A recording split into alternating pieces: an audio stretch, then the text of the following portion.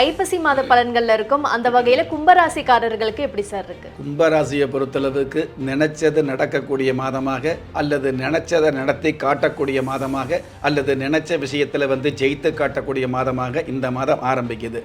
ராசி அதிபதி சனி பகவான் உங்களுடைய ஜென்ம ராசியில் ஆட்சி பலம் பெற்றிருக்கிறதுனால அதிகாரம் கிடைக்கக்கூடியது, ஆள் பலம் கிடைக்கக்கூடியது, அரசியல் பலம் கிடைக்கக்கூடியது, எல்லாவற்றுக்கும் மேலாக பண பலம் பெருகக்கூடிய ஒரு மாதமாக இந்த மாதம் அமையப்போகுது.